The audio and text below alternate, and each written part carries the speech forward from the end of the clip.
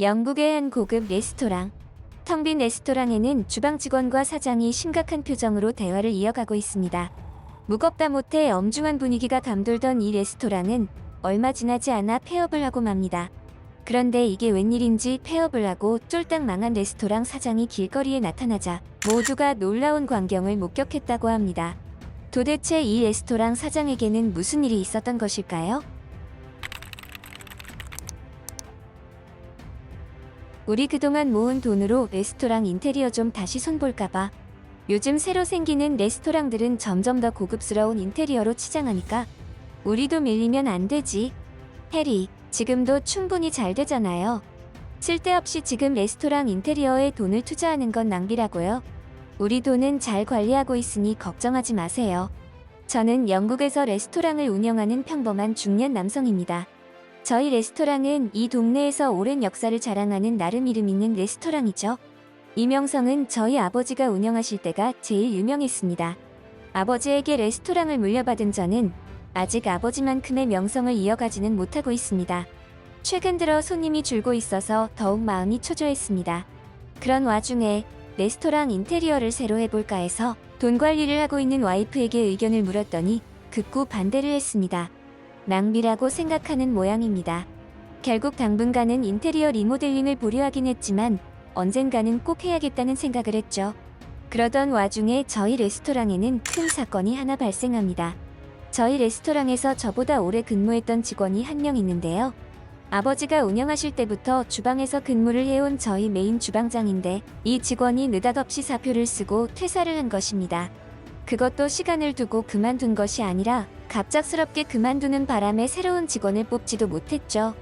처음에는 제가 뭔가 실수를 했나 하는 마음에 주방장에게 연락해서 설득도 해보고 어르고 달래도 봤지만 소용없었습니다. 그냥 개인적인 사정이라고만 하면서 일을 그만두겠다고 했죠. 저는 어쩔 수 없이 새로운 주방장을 영입했습니다. 경력도 화려했고 용모도 단정하여 꽤 많은 급여를 약속하고 데려왔죠. 그런데 시간이 흐를수록 손님이 줄어들기 시작하더니 단골 손님마저 발길이 뜸해지기 시작했습니다. 어떤 날은 하루 종일 손님을 단 한 명도 받지 못한 날도 있었습니다. 사장님, 이번 달도 월급을 안 주시면 저희도 생활이 어렵습니다. 이번 달에는 꼭 좀 부탁드립니다. 얼마 전부터는 레스토랑의 운영이 힘들어져 직원들의 월급을 몇 달째 주지 못하는 지경에 이르렀습니다. 직원들의 불만이 늘어가고 있는 상황이었죠. 여보, 요즘 레스토랑 운영이 힘들어서 그동안 모아둔 돈을 좀 써야 될 것 같아.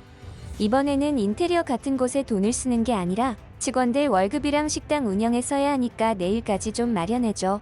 해리, 사실 모아둔 돈이 지금 없어요. 좋은 투자처가 있어서 최근에 투자금으로 써버렸어요. 저는 식당에서 사용되는 일부 운영비를 제외하고 모든 소득과 경제권을 아내에게 맡겨놓았습니다. 이날 저는 생각지도 못한 아내의 발언에 화가 머리끝까지 치솟아 올랐고 결국 대판 싸우게 되었죠. 레스토랑 직원의 월급도 주지 못하게 되는 상황이었기에 저는 매우 초조했습니다. 그 오랜 시간 벌어들인 수익금을 맡겨놨더니 나에게 한마디 상의도 없이 그런 일을 벌인 아내에게 배신감마저 들었습니다. 참 세상 믿을 사람 하나 없다고 느꼈습니다. 앞으로는 모든 돈 관리를 제가 직접 해야겠다고 결심했습니다. 이제 저에게 남은 건 아버지께서 물려주신 레스토랑이 전부입니다. 저는 예전 아버지 시절의 그 유명세를 다시 한번 되찾아야겠다는 생각을 했습니다. 하지만 지금 당장 운영비도 없었기 때문에 어쩔 수 없이 은행에서 대출을 받게 되었죠. 대출을 받은 저는 레스토랑 내부 인테리어를 최근 유행하는 고급 인테리어로 죄다 바꾸는 리모델링 작업을 진행했습니다. 거기에 새로운 신메뉴도 개발을 했는데 이것 또한 아무나 먹기 힘든 고급 요리들 위주로 개발을 했죠. 이 모든 것은 레스토랑의 핵심은 고급스러움이라는 제 신념에 근거한 선택이었습니다. 내부 인테리어 리모델링 작업이 끝났고 새로운 고급 신메뉴 개발도 완료하였습니다. 이제는 새롭게 손님들을 받아 그 손님들의 입소문이 나기만을 기다리면 모든 것이 해결되는 것이었습니다. 예상대로 새롭게 인테리어를 마친 레스토랑에는 예전보다 많은 손님들이 찾아와 주었습니다. 모든 것이 저의 계획대로 잘 진행되는 것 같았습니다. 얼마 후 그 일만 아니었다면 말이죠. 예전보다는 손님들이 많이 찾아와 주었지만 만족스러운 정도는 아니었습니다. 그러던 어느 날 손님에게 옆 블럭에 새로 생긴 레스토랑에 대한 이야기를 듣게 되었습니다. 저희 레스토랑에 자주 오시던 단골 손님이 발길을 끄는 것과 손님 자체가 줄어든 것에 연관이 있을지 모른다고 생각해 나를 잡아서 해당 레스토랑에 방문을 하게 되었죠. 레스토랑 분위기와 음식들을 분석하며 내가 보고 배울 것이 있을까? 새로 생긴 레스토랑임에도 손님들이 많은 이유가 뭘까? 여러 가지 생각을 하며 방문을 했습니다. 저는 이날 뒤통수를 강하게 얻어맞은 듯한 큰 충격을 받았습니다. 새로 생긴 레스토랑의 사장이 제 아내의 남동생, 즉 처남이었고 레스토랑의 주방에는 저희 레스토랑에서 근무하다가 사표를 내고 그만둔 메인 주방장이 있었기 때문이죠. 저는 이날 아내에게 이 사실에 대해 알고 있었던 일이냐고 물어보았습니다. 해리, 사실 우리가 투자한 투자처가 바로 남동생네 레스토랑이야. 미리 말하지 못해서 미안해. 그 애가 당신이 알게 되면 절대 허락하지 않을 거라고 비밀로 해달라고 신신당부를 해서 어쩔 수 없었어. 이날 저는 아내와 다시 한번 크게 다투었고 심각하게 이혼을 고민했습니다. 처남은 예전에 저희 레스토랑에서 근무를 하며 레스토랑 운영에 대한 경험을 쌓았습니다. 당시 아내의 부탁으로 일자리를 구하지 못해 집에서 빈둥거리던 처남을 데려와 레스토랑에서 일을 시킨 것이 후회되는 순간이었습니다. 이때 제가 느낀 배신감은 말로 표현하기 힘들 정도였습니다. 도대체 왜 이런 상황까지 오게 된 것인지 알 수가 없었고 머릿속이 혼란스러웠습니다. 여태 내가 고집해오던 레스토랑 운영 방식에 대해서도 의심을 하지 않을 수 없었습니다. 신념을 고집하던 저는 이렇게 레스토랑이 망할 위기에 처했고 내 식당에서 일을 하던 처남이 내 돈으로 차린 식당으로 내 식당과 경쟁을 벌이고 있는 지금의 상황을 보니 스스로가 한심했습니다.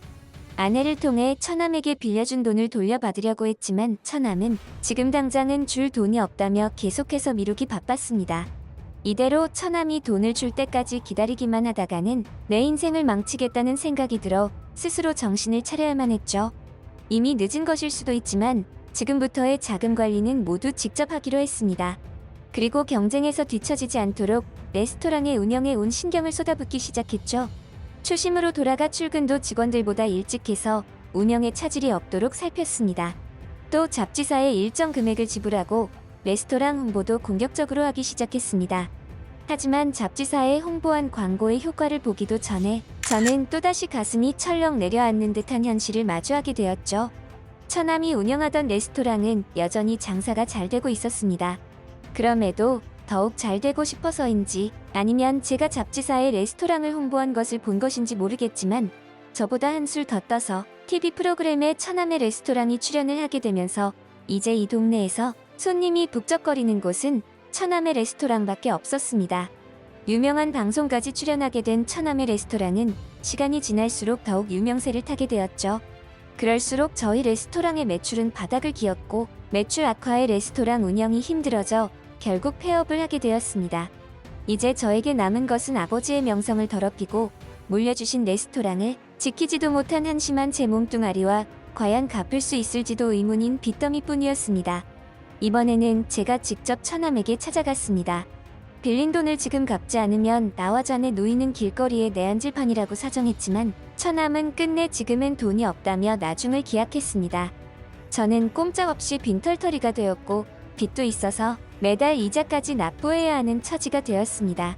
이대로는 진짜로 길가에 내앉겠다는 불안감이 생겨 청소부 일자리라도 얻어 돈을 벌어야겠다는 마음을 먹었죠. 이미 저에게는 레스토랑이나 식당을 운영해야겠다는 꿈은 사라진 지 오래였습니다. 한창 청소부 일을 하며 하루하루 생활비를 벌고 대출 이자를 갚아나가고 있을 때였습니다. 은퇴하신 아버지께서 저를 부르시더니 식사를 같이 하자고 하셨습니다. 아버지는 식사를 하며 이런저런 이야기들을 해주셨습니다. 모두 인생 경험에서 우러나오는 소중한 지혜가 담겨 있었죠. 해리, 내 아들아, 수년간 레스토랑을 운영해보니 소감이 어떠하더냐? 만만치 않지. 내가 너에게 레스토랑 운영에 관해 일절 관여하지 않은 이유는 바닥을 경험해 보지 못한 자는 성공을 할 수도 없다고 생각하는 내 신념 때문이란다. 이제 네가 바닥을 경험하고 있고 뭔가 깨우친 게 있을 것 같으니 애비가 조언 하나 하려고 한다. 레스토랑 식당 운영의 핵심은 고급스러움이 아니다. 네가 지금 레스토랑을 말아먹고 청소부 일을 하며 하루하루 힘들게 사는 이유는 너의 그 잘못된 신념 때문이지 다른 문제 때문이 아니다. 식당의 본질은 손님에게 있다. 손님에게 맛있는 음식을 대접하고 그 손님들이 즐거움과 만족감을 느끼고 행복해한다면 그 식당이 최고의 식당이다. 너에게 남은 빚은 애비가 처리할 테니 너는 한국이라는 나라에 가서 그 나라의 전통적인 음식들을 맛보고 머리를 좀 식히고 돌아오너라. 아버지의 이야기를 들으면서 많은 생각을 하게 되었습니다. 그동안 제가 이런저런 조언을 구할 때마다 두루뭉실한 말씀만 해주시더니 이제야 그 이유를 알았습니다. 그때는 제가 조언을 들을 준비가 되지 않았던 겁니다. 아버지께서 왜 하필 한국이라는 나라를 콕 집어 여행을 하고 오라는 건지 알지는 못했지만 시키는 대로 군소리 없이 실천에 옮겼습니다. 한국에 도착한 지 얼마 되지 않아 저는 아버지의 깊은 뜻을 알게 되었습니다. 한국에서 먹어본 전통 음식들은 모두 각각의 개성을 가지고 있었고 그 맛은 황홀했습니다. 삼겹살, 소갈비, 된장찌개, 김치찌개, 부침개, 떡볶이, 김치 등 수많은 음식들을 매일매일 다른 음식으로만 먹기에도 시간이 모자랐습니다. 제가 한국에서 맛본 음식 중 저에게 가장 큰 영감을 준 음식이 있었습니다. 바로 길거리에서 파는 토스트였습니다. 각종 야채와 계란이 어우러져 풍부한 맛을 자아냈는데 버터로 풍미를 더하여 정말 맛있었습니다. 이런 음식이 길거리에서 그 짧은 시간에 조리되어 판매가 된다는 점에 저는 매우 놀랐고 흥미로웠습니다. 영국으로 돌아온 저는 아직도 한국에서 먹어본 길거리 토스트의 환상적인 맛을 잊지 못했습니다. 저는 아버지께서 해주신 조언을 원동력으로 삼아 새로운 도전을 시작했습니다. 식당은 무조건 고급스러운 곳에서 고급스러운 음식만을 팔아야 한다는 저의 잘못된 신념을 버렸습니다. 열정과 의지가 생기니 일은 일사천리로 진행되었습니다. 한국식 토스트 레시피를 개발하는 데 전념을 했고 유튜브에 알려진 레시피 정보와 더불어 저만의 개성을 위해 살짝만 변형을 시켜 원하는 결과물을 만들어내는 데 성공했습니다. 저는 아버지에게 제일 먼저 시식을 시켜드렸고 아버지는 조용히 웃으시며 엄지를 들어주셨습니다. 더 이상 지체하지 않고 장비를 제작하여 길거리에 나가서 토스트를 팔기 시작했습니다. 처음에는 조용하던 주위가 토스트를 굽는 냄새에 이끌려 하나둘 사람들이 모이기 시작하더니 이내 장사진을 이루고 토스트를 사 먹기 위해 줄을 서기 시작했습니다. 토스트를 먹는 손님들의 모습에는 미소와 만족감이 번졌고 행복한 표정이 엿보였습니다. 저는 고급 레스토랑을 수년간 운영하다가 폐업을 하고 길에서 한국식 토스트를 판매하는 지금에 와서야 진짜 식당을 운영한다는 느낌을 받았습니다. 한국의 토스트야말로 손님들이 식당에 원하는 모든 것을 아우르는 음식이라고 생각했습니다.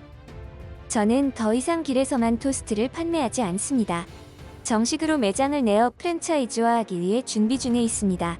얻는 것이 있다면 잃는 것도 있는 것 같습니다.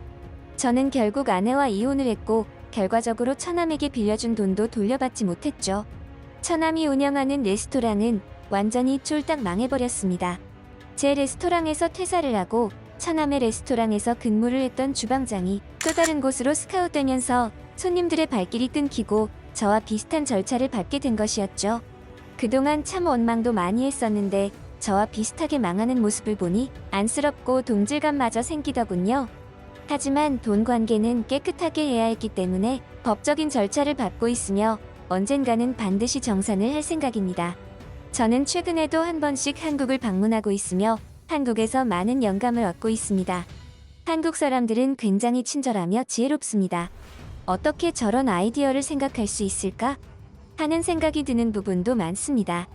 한국의 음식은 특별한 힘이 있습니다. 인간의 정서적인 부분까지도 채워주는 힘. 한국은 제 인생을 구원해준 은인입니다. 이 자리를 빌어 감사의 인사를 전하고 싶습니다. 정말 감사합니다.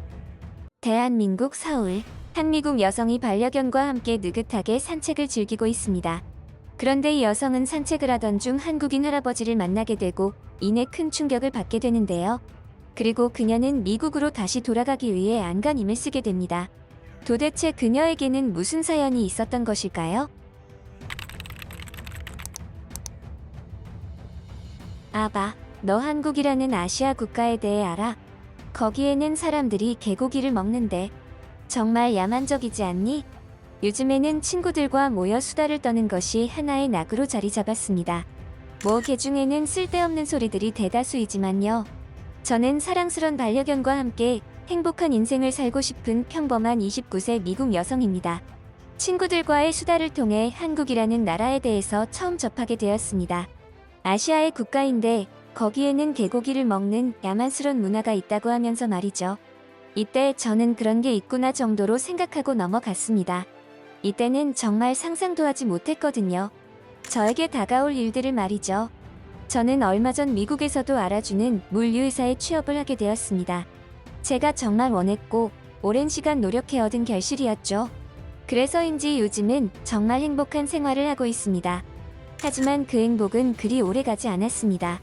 저희 회사는 글로벌 기업답게 세계 각국의 지점들이 있었는데요. 특정 기간이 되면 일부 직원들을 각 국가의 지점에 파견을 보내고 있습니다. 입사한 지 얼마 되지 않은 저 또한 예외는 아니었죠. 저는 이 사실을 알고 있었고 오히려 살짝 설레이고 흥분되는 경험을 하게 될 거라 생각하고 있었습니다. 왜냐하면 저는 미국을 떠나 다른 국가로의 여행을 단 한 번도 가본 적이 없었기 때문에 새로운 국가에 간다는 자체만으로 저에게 충분히 자극적인 일이 되었던 것이죠. 그런데 얼마 후 저의 설레임과 흥분은 공포로 변했습니다. 제가 가게 된 나라가 한국이라는 아시아 국가였기 때문이죠. 제가 인종차별주의자냐고요? 절대 아닙니다. 미국에도 많은 아시아인들이 살고 있고 제가 자주 가는 마트의 사장님도 아시아인이죠. 다만 제가 걱정스러웠던 것은 예전에 친구에게 들은 이야기 때문입니다. 한국에는 개고기를 먹는 문화가 있다.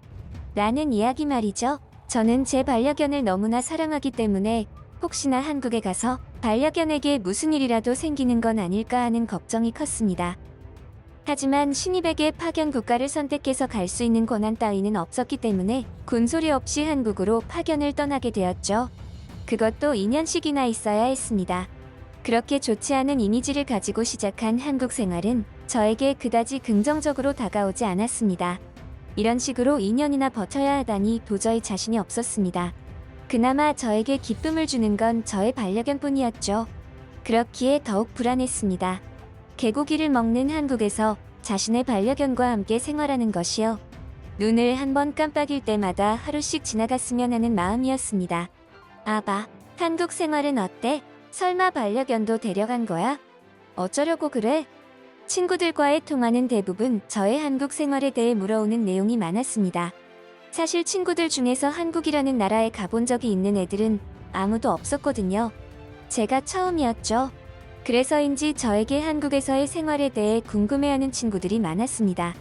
친구들이 걱정하는 야만적인 어떤 일에 대한 사건은 없었기 때문에 다소 실망한 목소리를 들려주는 친구도 있었죠.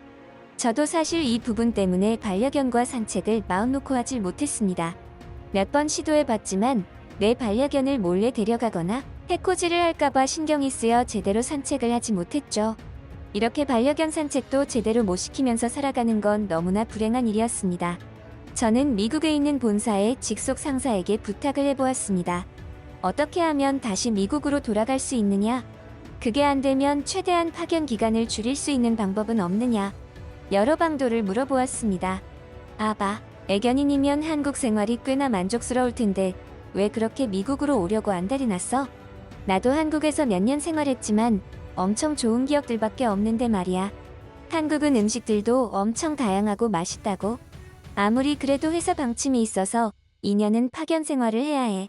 견디려고 하지 말고 즐기라고. 누구는 한국을 못 가서 안달난 사람도 있다는 걸 알아야지. 한국은 우리 회사에서도 핵심 전술 지점이라 그쪽에서 업무를 제대로 배워오면 승진은 보장받을 수 있어. 그러니까 열심히 일이나 해. 본사로 돌아가기 위해 전화를 했지만 오히려 핀잔만 들었고 큰 소득이 없었습니다. 오랜 시간 준비해서 그토록 원하던 회사에 취직을 했기에 회사를 때려칠 수도 없는 노릇이었습니다. 상사의 말대로 오히려 이번이 저에게는 큰 기회가 될지도 모른다는 생각도 들었죠. 그렇게 저는 미국으로 돌아가는 것을 포기하고 억지로 한국 파견 생활을 지내고 있었습니다. 그러던 어느 날 미국에서 친구가 놀러왔습니다.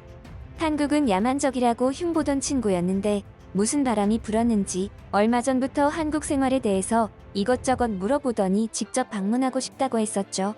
친구가 온 김에 한국에서 제대로 가보지 못했던 곳들을 다녀봤습니다. 음식들도 먹으러 다니고 관광지라고 불리는 곳들도 다녔죠. 그런데 이렇게 실제로 다녀보고 체험을 해보니 제가 생각하던 야만적인 한국의 모습은 어디에도 찾을 수가 없었습니다. 오히려 치안도 훌륭하고 먹거리도 풍성하며 맛도 훌륭했죠. 관광지는 매우 활성화되어 있어서 관리가 잘 되어 있었기에 불편한 점도 없었습니다. 친구와 이것저것 즐기다 보니 시간 가는 줄 모르고 돌아다니게 되더라고요. 혹시 한국이라는 나라가 내가 생각했던 그런 곳이 아닌가? 라는 생각을 하기도 했습니다. 하지만 그런 생각도 잠시 친구가 다시 미국으로 돌아가고 혼자가 되자 생각이 다시 바뀌었습니다.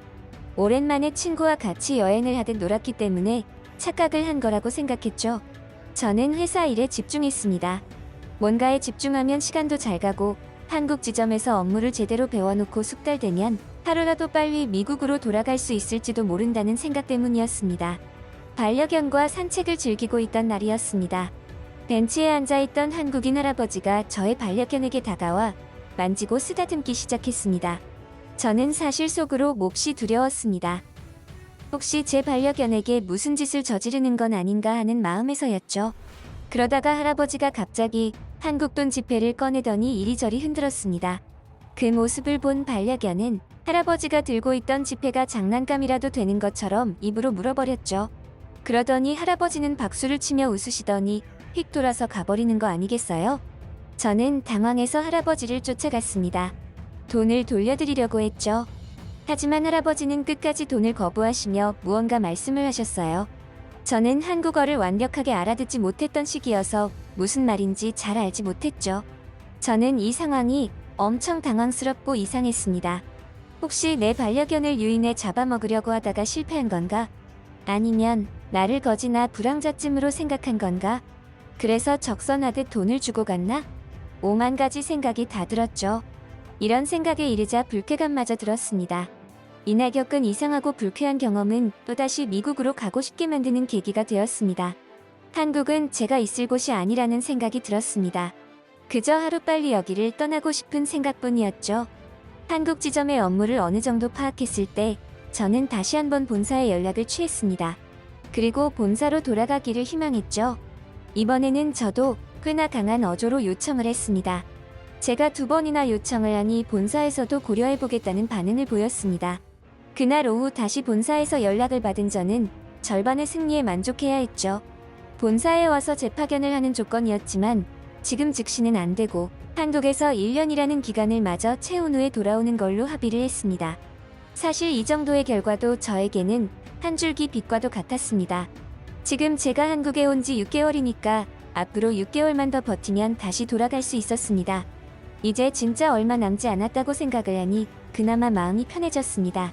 미국으로 돌아가면 예전처럼 공원에서 반려견과 산책을 즐기며 행복한 여가 생활을 누릴 수 있다는 생각에 벌써부터 행복해졌습니다.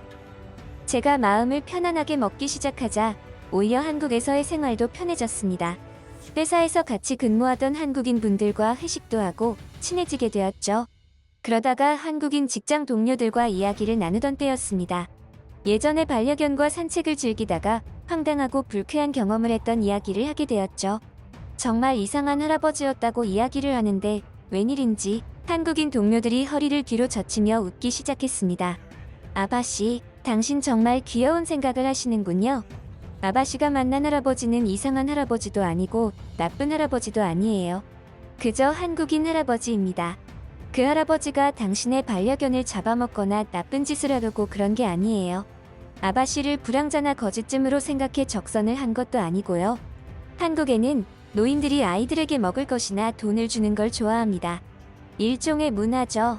용돈 문화. 특히 요즘에는 워낙 반려견을 키우는 가정이 늘었고 심지어 자신의 아이처럼 소중히 여기는 사람이 늘어났어요. 그러다 보니 요즘 할아버지들 중에는 남의 반려견들을 보고 귀여워해주며 아이들에게 용돈을 주듯 돈을 주기도 하고 그런 거예요. 강아지 장난감이나 먹을 것을 사주라는 의미로 말이죠. 저는 직장 동료에게 이 이야기를 듣고 매우 큰 충격에 빠졌습니다. 그동안 제가 한국에 대해 얼마나 큰 편견과 선입견을 가지고 바라봤는지 깨달았죠. 쥐구멍이라도 있으면 들어가고 싶은 심정이었습니다. 정말 한심하고 부끄러운 제 자신이 견딜 수 없이 혐오스러웠죠.